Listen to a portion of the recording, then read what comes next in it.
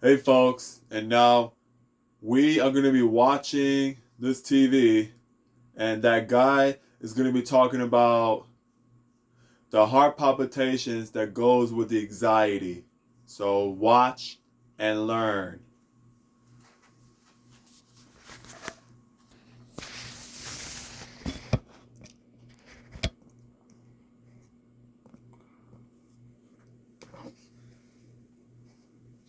Hi guys, my name is Sanjay Gupta. I'm a consultant cardiologist in York. Now, a lot of people contact me because they have symptoms that have led them to have investigations on their heart. And one of the commonest investigations that we as cardiologists offer patients is an echocardiogram or an ultrasound of the heart. Okay, and many people then get hold of their echocardiogram reports, which contain a lot of jargon and numbers, some of which can generate a considerable degree of anxiety because patients don't understand what it all means. And so I thought it would be a good idea to do a video where I could help you make sense of your echo report. Okay. So the first point to raise is, why do we do echoes and what information do they give us? And the answer is simple. An echocardiogram gives you insight into both the structure and the function of the heart. And we know that people who have a structurally and functionally normal heart muscle have a much better long-term prognosis than people who don't.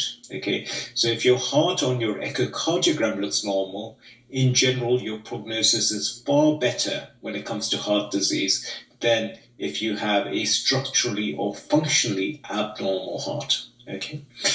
Um, what information does an echo not give you? It doesn't tell you anything about the blood supply to the heart. Okay, the heart is a muscle. Here is the heart. Let me just show you. This is my model here.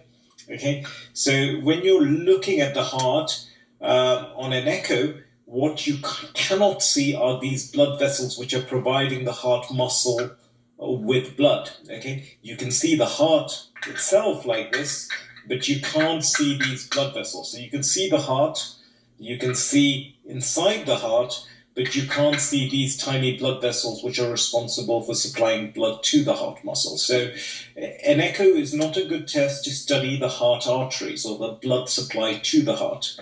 And the other thing that an echo doesn't tell you is it doesn't tell you anything about the electrics of the heart. To study the blood supply of the heart, you need to do something called an angiogram, which is where you inject dye in some way to directly visualize these arteries. Or you can work out indirectly whether these are okay by doing a stress test. Okay, and to study the electrics, you need to do an ECG at the time when the electrics are malfunctioning, and that will give you the answer. But if you have a structurally normal heart on an echocardiogram, then even if you have heart artery problems or electrical problems, your prognosis is generally much, much better than if you had a weak or damaged heart. So an echo is a really useful test because simply anything that affects the heart in a bad way will affect the function of the heart. And if the function of the heart is good, then that's really reassuring news. The other thing to say is that an echo is particularly useful because it's one of the few things that allows you to study the function of the heart. You see, most tests involve taking pictures of the heart, but the heart is a moving object, so how do you actually take pictures of a moving object without getting blur, etc.? But an echocardiogram actually allows you to study the heart when it's moving. So that's really powerful information, and that's why an echo is so important. Plus, it's very easily accessible. Virtually every hospital has it. You don't need hugely trained. It's not too specialized. Most cardiologists understand echocardiography really well. An echo is not painful. It does not contain. It does not consist of having any needles put in or anything like that. It is simply an ultrasound, like pregnant women have when they have their wombs looked at before childbirth. So an echo is a very harmless test. but gives you lots of really, really good information. So now the thing is, well, how do we make sense of what the report contains? So if you have had an echo and if you've asked for your report, you'll see all this jargon that's been generated in the echo report. And often patients will go to their doctor and the doctor doesn't have enough time to explain it all to them. So I thought I'd try and do this video to be able to help you make sense of exactly what the echo shows. Now, because this is a very information-heavy video, I'll divide it into two. So this week, I'll try and talk about the left heart, which is this part of the heart, the left heart here, all right? And I'll talk you through all the different bits of information about the left heart. And on Wednesday, I'll do a video on the right heart. So if you combine the two videos, you'll get really good insight into what the echo tells you. Okay, so let's go through the information that the report will contain. Okay, when you have an echo, you will also at the same time have a single lead ECG done. Okay, and this allows us to tally mechanical activity with electrical activity. So usually the first thing you'll see on the echo report will be some mention of the heart rhythm and the rate on the ECG during the scan. So the report will say something like patient was in sinus rhythm, heart rate was 70 beats per minute. Okay, that's because every time you have a decent echocardiogram, you should have an ECG at the same time, because when you're trying to make measurements, you want to know whether the heart is contracting or relaxing.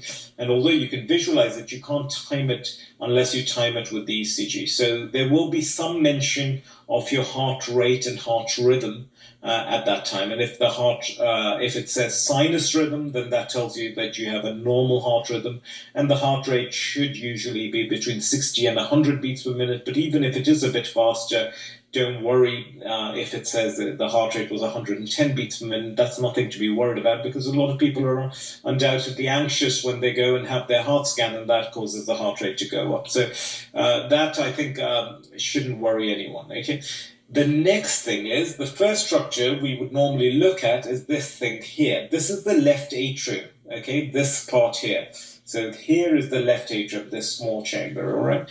This is a very important chamber because we've started realizing that the state of the left atrium gives us great insight into overall heart health.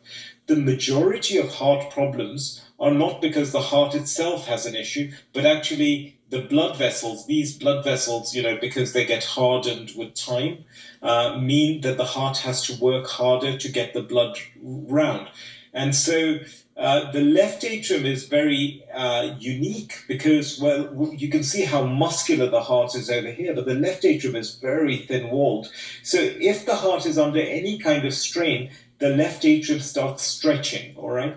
And so we know that if you have normal-sized left atria, then generally it tells you your heart is healthy. What is normal-sized? Around about 4 centimeters across. So the echo report will have some measurement. Some places they measure the volume, but other places they just measure a dimension. And if the dimension is less than 4 centimeters, then that tells you that the left atrium is not enlarged. What does it mean if the left atrium is enlarged? Usually it means that the heart is having to work harder than it needs to. Another condition in which the left atrium is enlarged is atrial fibrillation. If a person has atrial fibrillation over a long period of time, that causes the heart to enlarge as well, the left atrium to enlarge. But generally, if the left atrium is enlarged, it tells you that the heart is having to work harder than it needs to.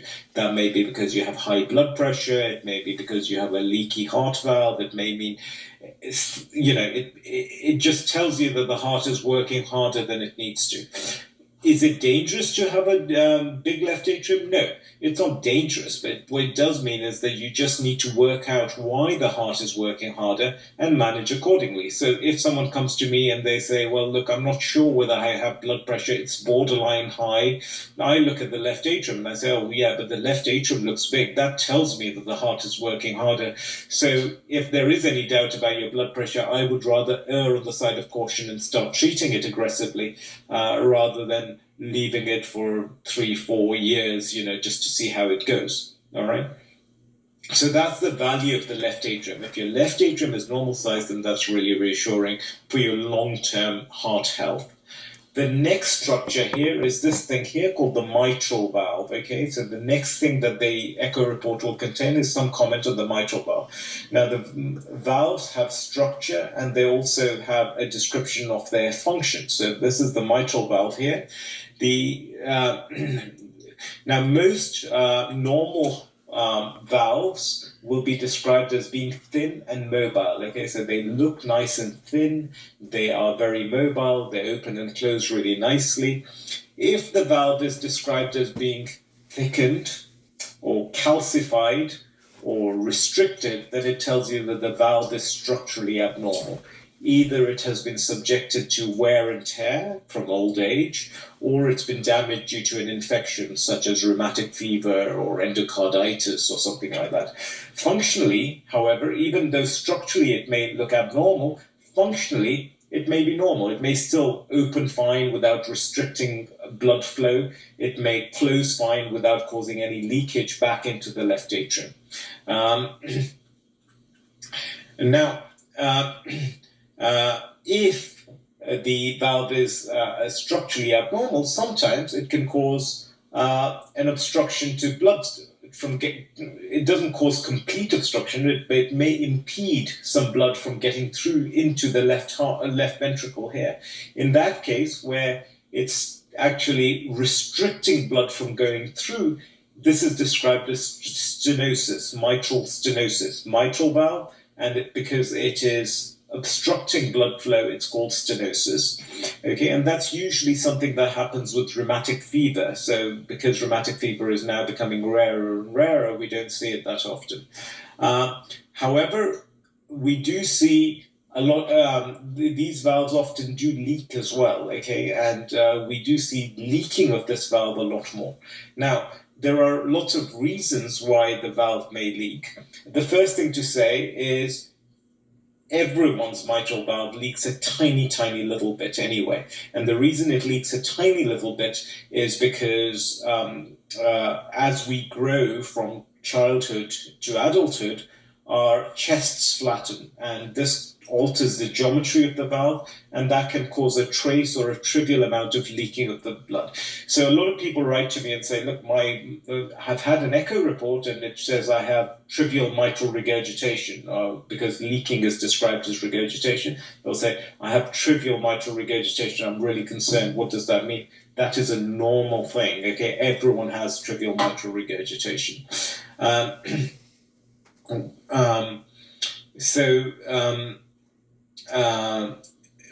When you look at this, so the first thing is there will be some mention on whether you have any stenosis. If you don't, then that means that your valve is opening fine. Then there will be some comment on regurgitation, and that tells you whether there's any leaking. Everyone has a trace. If your report says trace of mitral regurgitation, forget about it. It's normal. Even if it says mild mitral regurgitation, forget about it, particularly if your valve leaflets are described as being structurally normal. They're not thickened, they're not calcified, they're not, abnormal looking. Forget about it. Some people have this thing called mitral valve prolapse. Now, what I mean by that is that the valve opens like this, okay, and should close like this. Opens like this, should close like this. But in some people, what happens is you can get something called mitral valve prolapse, where the valve opens like this and closes like this, all right? Now, when it closes like this causes a little bit of leakage here, all right? Now, this is not an uncommon finding, and the majority of them don't progress, particularly if the valve leaflets look completely normal. However, if the valve leaflets are abnormal, then it is important to keep it under review because the valve is structurally abnormal, and this can get worse with time, all right?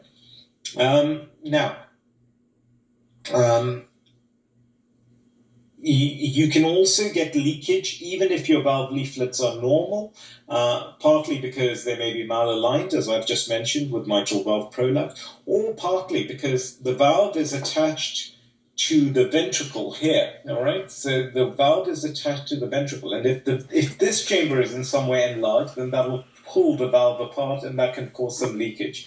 So that's another reason the valve can leak. So there may well be a comment on your echo report saying trace of mitral regurgitation, normal finding, forget about it. Mild mitral regurgitation, forget about it.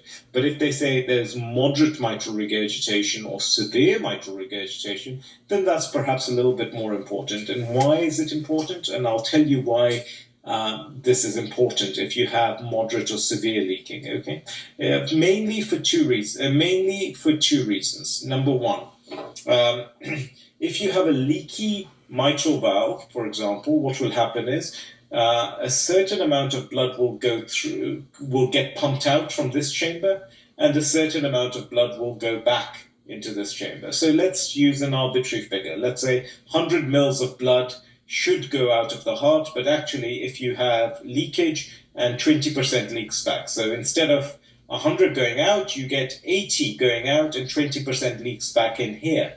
All right? So what happens then? The kidneys get 80 mils rather than 100 mils. So the kidneys are very sensitive. They think, oh, the body is dehydrated. We're going to absorb more water from the urine. We're going to try and restore that circulating volume. So they will restore that circulating volume by absorbing water from the urine. But the problem now is, now you've got 120 mils in your system, because you were never short of 80. It was never 80 mils. It was always 100 mils, but it was just that 20 mils had gone back and only 80 mils had come out. Now you're left with 120 mils, right? And as time progresses, what happens is now you've got more leaking back because you've got more volume. So you've got more leaking back and more going forward, but still not as much as the kidneys expect. And so you get into this vicious cycle over a number of years where the kidneys absorb more and more and more, and the left ventricle starts filling up with more and more and more volume. And because the left ventricle starts filling, it starts stretching. And because it starts stretching, it eventually starts losing its elasticity. So usually what happens is the heart is a bit like a rubber band. You stretch it, it comes back together with force. You stretch it even more, it comes back together with even more force. But at a certain point in time, if you stretch it excessively, it will not come back and it will become flabby like a rubber band would. And so this is the problem with a leaky valve, that as time progresses, the valve gets leakier and leakier. The kidneys absorb more and more because they're getting less blood, because more blood is being leaked back, and therefore there is more volume, and therefore the heart starts stretching. So, and if the heart stretches beyond a certain point, then it can start weakening. And that's why it's so important to keep an eye on the valve if you see moderate or severe leakage. The second problem is that, of course, if you've got so much leaking back that blood can't come in from the lungs into the left atrium, because the left atrium pressure is already high because all this blood's leaking back, then fluid can accumulate in your lungs and cause you to become very breathless.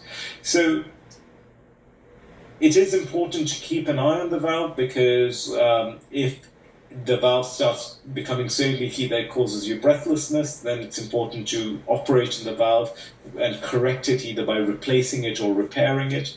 And secondly, if there is any sign that the heart is beginning to stretch excessively, then it's worth fixing the valve, all right, through an operation. So that's what you'll find on the mitral valve. So there's some mention of the structure and some mention of the function, whether it's stenosed or whether it's regurgitant. Then the next chamber that we come to is the left ventricle. Now, this is the most important chamber of the heart because it is responsible for pumping blood all the way around the body. So it supplies the whole of the body with the blood. And patients who have a weak left ventricle have a much worse prognosis than patients who don't, okay? So the echo will firstly comment on the size of the left ventricle, okay? And it's really important because, as I say, if the ventricle looks bigger than normal, then you have to be worried that it's being stretched, either because you have a leaky valve or it's been damaged in some way. And the problem is, the more it stretches, the more likely it is to lose its stretchability in the long run, and therefore it can weaken. The general measurements are dependent on your body surface area. But in women, we would say no more than 55 millimeters or 5.5 centimeters if measured from at its widest point. So when the heart is relaxed, you don't expect it to be more than 5.5 centimeters in women and not more than 6 centimeters in men. And if it is bigger than that, then you just start thinking to yourself, well, why is it looking a bit bigger? Is it because it's under some sort of strain? Is it because you're dealing with a leaky valve? You have to try and explain that. So there'll be some mention of the dimensions, and usually the comment would be left ventricle is of normal dimensions, or left ventricle looks mildly enlarged. Mild enlargement wouldn't worry me, but moderate to severe enlargement would worry me, because I would say, well, why is the heart now beginning to stretch? Okay. As long as it's not dilated, you can feel very comfortable and reassured. The second thing that the echo report will mention is something called regional wall motion abnormality. Now, remember, the heart is a muscle, and this muscle is supplied by blood vessels, which you cannot see on the scan.